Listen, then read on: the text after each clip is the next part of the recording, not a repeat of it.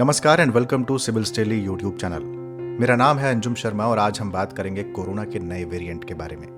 सारी तरफ अलर्ट है और अफ्रीकन कॉन्टिनेंट के कुछ देश पिछले 24 घंटों में अचानक से न्यूज में आ गए हैं, खासकर बोत्सवाना और साउथ अफ्रीका। वजह है कोरोना वायरस का नया वेरिएंट। बोत्सवाना में सबसे पहले मिले इस वेरिएंट का नाम ओमिक्रॉन रखा गया है। वर्ल्ड हेल्थ ऑर्गेनाइजेशन ने कोरोना के इस नए वेरिएंट को B.1.1529 नाम भी दिया है।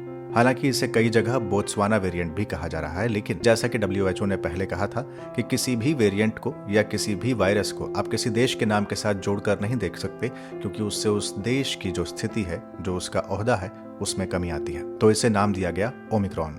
WHO ने इसे वेरिएंट ऑफ कंसर्न घोषित किया है। कोरोना पर टेक्निकल एडवाइजरी ग्रुप की बैठक बुलाई। इसमें कोरोना के नए वेरिएंट पर चर्चा हुई। लेकिन वेरिएंट तो पहले भी बहुत से आए हैं, इस वेरिएंट से इतना डर क्यों है? इस पर साउथ अफ्रीका में centre for epidemic response and innovation के प्रोफेसर तुलियो दी ओलिवेरा का कहना है कि इसमें बहुत ज्यादा म्यूटेशंस हो रहे हैं। म्यूटेशन का ऐसा ग्रुप अब तक नहीं देखा गया और ये बाकी वेरिएंट से काफी ज्यादा अलग है। म्यूटेशन यानी अपने रूप को बदलना। इसमें अब तक 50 से ज्यादा म्यूटेशन हो चुके हैं।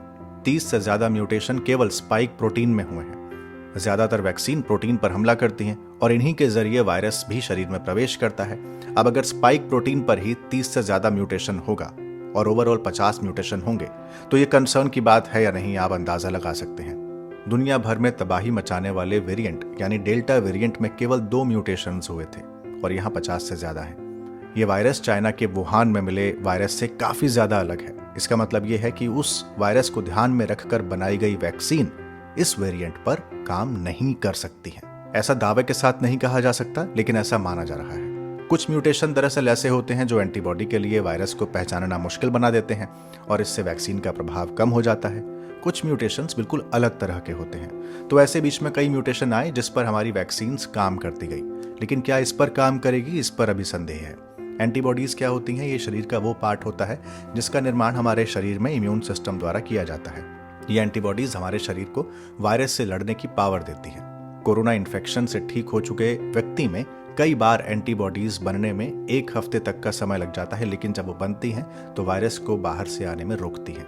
तो बाहर से शरीर पर जब कोई खतरा आता है तो उसे रोकती है एंटीबॉडी। तो एंटीबॉडीज का रोल हुआ इसमें बेहद अहम। अब वेरिएंट्स के ऐसे उदाहरण भी हमारे सामने हैं जो कागज पर तो बहुत डरावने थे, लेकिन उनका असर कुछ खास जनता के बीच में देखा नहीं गया।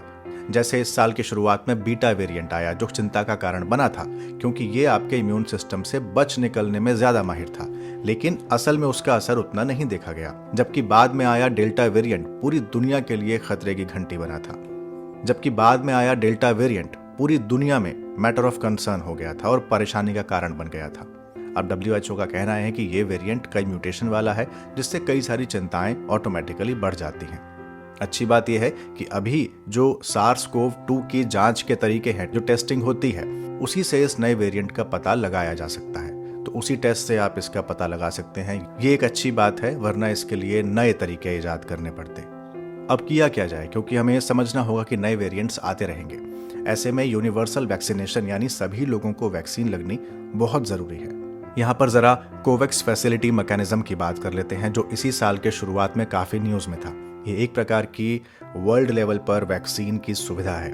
कोवैक्स के जरिए आप गरीब और अमीर, निर्धन और धनी सभी देशों में वैक्सीनेशन सुनिश्चित करने की व्यवस्था कर सकते हैं। आसान भाषा में इसे कॉमन वैक्सीनेशन प्रोग्राम कहा जा सकता है।